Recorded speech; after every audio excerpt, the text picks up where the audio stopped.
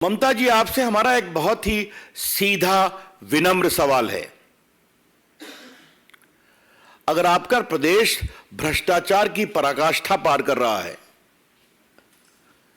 60-70 करोड़ रुपए आपके पूर्व मंत्री वरिष्ठ नेताओं के परिचितों के फ्लैट से निकल रहे हैं, वो गिरफ्तार हो रहे हैं, कोई जवाब नहीं मिलता, रोज ईडी की कार्रवाई पहले भी हो रही है, बाद में हो रही है, और कोर्ट से आप उनके लोगों को रिलीफ नहीं मिलता क्योंकि सबूत काफी है। और आपने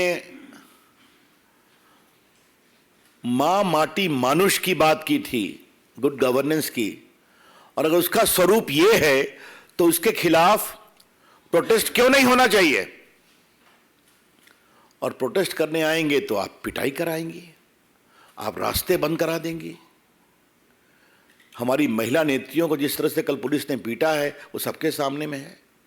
हमारे विपक्ष के नेता को अंदर घुसने नहीं दिया गया, हमारे एमपीज को, हमारे राष्ट्रीय उपाध्यक्ष दिलीप बाबू को, पूर्व अध्यक्ष राहुल सिन्हा को, एमपी लॉकेट चटर्जी को, उनके साथ क्या किया गया है सब टीवी पर आया है, मुझे उसको रिपीट करने की जरूरत नहीं है।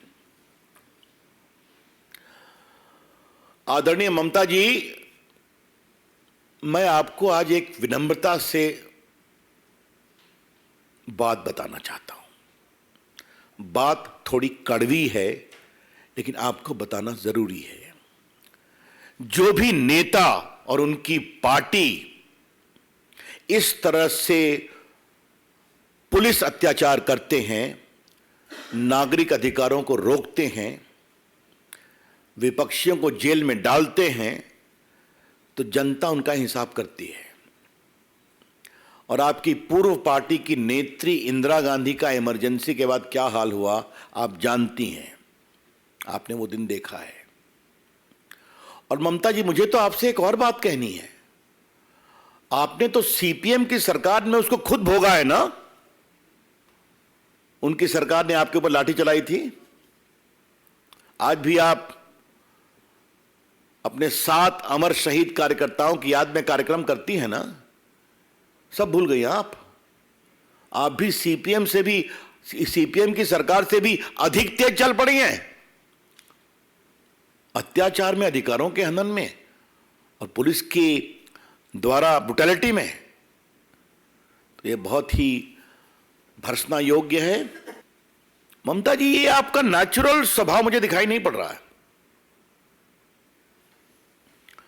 आप 3 बार की मुख्यमंत्री हैं, हम भी मानते हैं कि आप जमीन से उठी नेता हैं। आजकल आपको क्या हो गया है Mamata ji? All your reactions in the state of West Bengal is totally contrary to your own political evolution. सफर किया हो, आज वो उससे अधिक अत्याचार भाजपा के ऊपर कर रहे हैं। क्या मतलब है इसका, ये हम जानना चाहते हैं। तो कुछ कहानी अंदर की है। क्या टीएमसी की पार्टी के अंदर की समस्या है? क्या उत्तराधिकार की लड़ाई चल रही है? या टीएमसी के गुटों के अंदर काफी कशमकश चल रही है क्या? मैं किसी का नाम नहीं लूंगा, मेरे संकेत स्पष्ट है मैं क्या कह रहा हूं। तो क्या उसके कारण समस्या हो रही है? तो उसको डाइवर्ट करने के लिए विपक्ष के ऊपर इतना बड़ा पुलिसिया अत्याचार किया जा रहा है। मैं बहुत विनम्रता से कहना चाहता हूं ममता जी को कि आपकी पार्टी और आपकी सरकार जितना भाजपा के नेताओं, भाजपा के काडर पर अत्याचार करेगी, भाजपा उतनी ही आगे बढ़ेगी। मैं जेपी मूवमेंट का एक सिपाही रहा हूं। उस समय हम लोग छात्र थे। मुझे याद है कि जेपी को रोकने की इंदिरा गांधी ने क्या क्या कोशिश नहीं की थी और उस कारवां को रोक नहीं पाए। ममता जी, आपने भी बीजेपी के कारवां को रोकने की बहुत कोशिश की थी। लेफ्ट और कांग्रेस तो साफ हो गए, बीजेपी 77 पहुंच गई। कृपया करके इस कारवां के प्रवाह को मत रोकिए। जितना रोकेंगी भाजपा उतना ही बढ़ेगी। ये बात हम कहना चाहते हैं और हमें आज बहुत गर्व है हमारे नेताओं पर। भाजपा के राष्ट्रीय मंच से हम शुभेंदु अधिकारी जी, विपक्ष के नेता दिलीप बाबू, हमारे राष्ट्रीय उपाध्यक्ष राहुल सिन्हा, हमारे पूर्व अध्यक्ष लॉकेट चटर्जी, हमारे सारे एमपीज, हमारे सारे विधायक और हमारे एक एक कार्यकर्ता का सम्मान करना चाहते हैं और उनकी हिम्मत का अभिनंदन करना चाहते हैं। जिस तरह से उन्होंने कल संघर्ष किया, ट्रेन रोक दी गई, हावड़ा ब्रिज को भी शायद घेर लिया गया। पता नहीं, मुझे याद नहीं है कि मेरी स्मृति में हावड़ा ब्रिज पर ट्रैफिक को बंद किया गया हो, ये तो मैंने नहीं देखा है, बैरिकेड्स। तृणमूल का मतलब होता है जो मूल से जुड़ा हुआ पेड़ होता है ना, रूटेड। ममता जी, तृणमूल का नाम बदल दीजिए, अब रूट से काफी कटिंग हो गई है। हाँ, जो व्यक्ति रूट से जुड़ा होता है वो इस तरह से अत्याचार नहीं करता। मित्रों, हमारे लगभग 1000 कार्यकर्ता घायल हैं, 400 कार्यकर्ता हमारे हॉस्पिटलाइज हुए, जहां इनिशियल ट्रीटमेंट के बाद उनको छोड़ा गया। हमारे 30 कार्यकर्ता अभी भी हॉस्पिटल में हैं, इनको गंभीर चोट लगी है।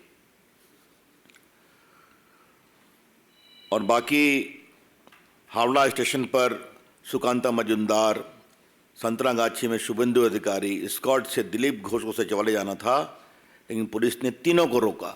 हमारे विपक्ष के नेता, हमारे प्रदेश के अध्यक्ष और राष्ट्रीय उपाध्यक्ष, और बाकी एमपीज की बात तो मैंने आपसे की। हम स्पष्ट कहना चाहते हैं कि भाजपा की आवाज नहीं रुकेगी तृणमूल के भ्रष्टाचार के खिलाफ, और ये हमारा संघर्ष जारी रहेगा। मित्रों, उसके बाद मैं पूरब के बाद एक दूसरे पूरब के स्टेट आता हूं जो मेरा प्रदेश भी है, बिहार। नीतीश बाबू, नए दोस्तों की संगत में आने के बाद क्या हो गया आपको? आपके एक मंत्री कह रहे हैं, जो आरजेडी के प्रदेश अध्यक्ष के पुत्र भी हैं, कि मेरी सरकार चोरों की है, मैं उसका सरगना हूं। कमाल है भाई। सुशासन बाबू, अपने नए मित्रों के साथ आपको ये क्या क्या पदवी मिल रही है और आप कुछ कर पाने की हिम्मत नहीं कर पा रहे हैं।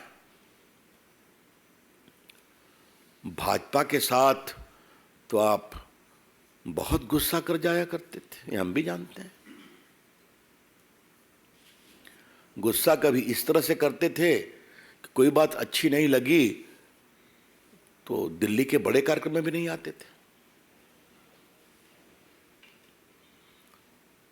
राष्ट्रपति जी के शपथ ग्रहण में भी नहीं आए आप, कहा गया कुछ और है मामला, हमने मान लिया। कई महत्वपूर्ण बैठकों में नहीं आते थे तो खबर मिलती थी कि नीतीश बाबू नाराज हैं। यहां क्या हो गया आपको? आपको बोला जा रहा है ये आपके ऊपर हमला है ना। और बेगूसराय में क्या हो रहा है? दिन में गोली चलती है, एक व्यक्ति मरते हैं, घायल होते हैं, पटना में डीएसपी थाने में पिट जाते हैं, आपके पार्टी के एक नेता चले जा रहे हैं। हमने बार बार कहा था आरजेडी की सरकार आएगी तो खौफ का राज आएगा, ओवरपावरिंग फियर, कुशासन आएगा, क्योंकि पूरे आरजेडी की बुनियाद खड़ी है ऐसे तत्वों के प्रश्रय पर। The whole foundation of RJD is based upon these elements of mafia, of corrupt people and criminals. अभी तक एक विकेट तो गिरा है लॉ मिनिस्टर का, बाकी विकेट भी गिरेंगे। हालांकि लॉ मिनिस्टर अभी तक गायब ही है ना, गिरफ्तार हुए क्या? है? वाह, क्या बात है साहब। जिनको वारंट है, हाई कोर्ट ने कहा सरेंडर करिए, जिनको कोर्ट ने कहा सरेंडर करिए, अभी तक गायब है। नीतीश जी, आज मैं बिहार का सवाल भाजपा के राष्ट्रीय मंच से इसलिए उठा रहा हूं, कृपया करके दिल्ली में सुशासन बाबू का स्वांग करना बंद करिए। हालांकि आप दिल्ली में लोगों से मिलकर के गए और वामपंथ और राहुल जी के बीच तकरार शुरू हो गई। हैदराबाद से ये स्वर आ रहा है कि no, we are not second to Congress party. Bengal Calcutta से भी ये सवाल आ रहा है कि no, how can we be subordinate to Congress party. तो नीतीश बाबू पहले अपना घर संभालिए, हाँ, कृपया करके बिहार को संभालने की कोशिश करिए, वरना जो लक्षण लग रहे हैं आपकी सरकार कितने दिन चलेगी यही पता नहीं है। हम बहुत भर्त्सना करते हैं और बिहार के लोगों को आश्वस्त करना चाहते हैं कि भाजपा उनके साथ मजबूती से खड़ी है। अभी स्वयं भाजपा के वरिष्ठ लोगों ने पूरे प्रदेश का दौरा किया, 4 जिलों में मैं भी गया था, 3 जिलों में, बांका, नगोचिया, भागलपुर। और जो हवा बह रही है, जनता में गुस्सा है और हम वहां पर प्रामाणिक सुशासन देंगे, इतना हम कहना चाहते हैं। It is shocking, it is reprehensible, it is condemnable, and this is happening in a state where the chief minister is a distinguished woman leader. That is all the more shocking. But I saw a very hilarious conduct of the Bengal police yesterday. Our distinguished leader, former mayor, was beaten so mercilessly by male police officers. And Suvendu Babu was sought to be arrested by women police officers. Huh? That is a unique scenario we saw yesterday. Amod Rai, TV9। Sir, कल बंगाल में कुछ जगह पे ऐसा footage आया है कि टोपी पहने हुए लोग बीजेपी कार्यकर्ता बनकर अटैक कर रहे हैं। कोई इसमें टेरर एंगल तो नहीं दिखा? अब देखिए, वो तो देखना पड़ेगा। हमारी पार्टी की ओर से वहां जवाब दिया गया है कि हम लोगों ने ऐसा किया नहीं है। और आप देखते थे जिस तरीके से वहां घेराबंदी थी, क्या संभव था कि ढेला लेकर के लोग अटैक करेंगे? जब घुसने नहीं दिया जा रहा था, वो तो सारा, आप लोग को धन्यवाद दूंगा कि आप लोगों ने दिन भर पूरा फुटेज दिखाया, तो वो संभव नहीं है बिल्कुल। रवि त्रिपाठी, जी न्यूज। सर, मेरा सवाल बंगाल पे ही है कि जिस तरह से आपने कहा कि वहाँ ममता बनर्जी की सरकार में मारपीट हो रही है, कार्यकर्ताओं के साथ आपके नेताओं को मारपीट किया जा रहा है, तो ये संकेत आपके लिए अच्छे हैं या बुरे हैं? ऐसा है, संकेत अच्छे बुरे का सवाल नहीं है। हमारी चिंता एक ऐसी महिला नेत्री के शासकीय आचरण पर है जो दिल्ली में आकर के और देश में आके लोकतंत्र बचाने की बात करती है और अपने प्रदेश में लोकतंत्र के हनन के लिए अपनी सरकार की मशीनरी का दुरुपयोग करती है। विकास चंद्रा, ये हिपोक्रेसी है, डबल स्टैंडर्ड है। विकास चंद्रा, न्यूज नेशन। सर, मेरा सवाल यह है कि चुनाव के बाद से ही बंगाल में हिंसा देखने को मिल रही है और बड़े पैमाने पर वहां हिंसा हो रही है, लोगों का पलायन भी हो रहा है। कल की हिंसा सामने है। शुरू से जब चुनाव के बाद से ही वहां मांग होने लगे कि भाई यहाँ राष्ट्रपति शासन लगाए, तो क्या इस पर विचार? नहीं, अभी कोई ऐसा अभी ऐसा कुछ नहीं है। लेकिन हाँ, आपके सवाल पर मेरा एक काउंटर सवाल जरूर है। वो दिल्ली के बड़े बड़े बुद्धिजीवी कहाँ हैं? बड़े बड़े चिंतक, बड़े बड़े थिंकर्स कहाँ हैं वो, जो लोकतंत्र की बात करते हैं? और बीजेपी की सरकार में कुछ भी होता है तो बड़े बड़े लेख लिखते हैं, वो कहाँ आजकल हैं? उनकी चुप्पी बड़ी आश्चर्यजनक है। There silence is conspicuous. ये जो मानवाधिकार संगठन है जो रोज टिप्पणी करते हैं और कहीं बेंगलोर से बोलते हैं, मुंबई से बोलते हैं, वो लोग कहाँ हैं? ये रिटायर्ड ब्यूरोक्रेट्स जो रोज सामूहिक पिटीशन देते हैं भाजपा की सरकारों के खिलाफ, वो खामोश क्यों है? देश के बारे में, देश को ये सच्चाई भी जानना जरूरी है। सर, आपने सवाल खड़े किए कि टीएमसी के अंदर नेतृत्व देने को लेकर कुछ खींचतान है, ये सारा किसकी तरफ है? अभिषेक बनर्जी, ममता बनर्जी पर है या कुछ और? हर रिकॉर्ड आज ही खोला जाए क्या? कुछ वेट करिए। क्या सच्चाई नहीं है क्या वहां जो हो रहा है? क्या ये हम राजनीतिक घटनाओं के आलोक में एक निष्कर्ष नहीं सोच सकते कि ममता जी की पकड़ अपनी पार्टी पे कमजोर हो रही है, जिस तरह उनके नेता बोलते हैं? हाँ। सुदेशना घोषाल। रक्षक जी, एक सवाल है, आज जो नवान्य अभियान को लेकर के भाजपा के ऊपर आप जैसे बोल रहे हैं, जो अत्याचार हुआ है और जिस तरह से अस्पताल में भर्ती है, इसका रिपोर्ट क्या आप होम मिनिस्ट्री को सौंपेंगे? इस बारे में हमारी बंगाल की पार्टी यूनिट विस्तार से विचार करेगी। इतना हम कह सकते हैं कि अगर हमारे कार्यकर्ताओं के ऊपर अत्याचार होगा, उनको अपनी बात कहने से रोका जाएगा, तो हर संवैधानिक प्रक्रिया का पालन किया जाएगा। और कोई प्रश्न आपका? रविशंकर जी, जीतन राम मांझी ने कहा कि बिहार एक बड़ा राज्य है और रेप जैसी घटना आम बात है। अब इस पर मैं क्या जवाब दूं? एक पूर्व मुख्यमंत्री हैं, वरिष्ठ नेता हैं और दलित समाज से आते हैं। अगर उनका यह कहना है तो बहुत पीड़ादायक है। मेरा सर शर्म से झुक गया अगर उन्होंने ऐसा कहा है तो। मनीष जी न्यूज। बेगूसराय में एक घटना हुई है, आतंकवाद ने 11 लोगों को मार दिया है। इस घटना को आप कैसे देखते हैं, क्योंकि खासतौर पे जब से नई सरकार बनी है, लगातार आप इसलिए बिहार में खौफ का माहौल बन रहा है। बिहार के व्यापारी, बिहार के शिक्षक, बिहार में इन्वेस्टर सब दुखित हैं कि हम जाएं तो जाएं कहां।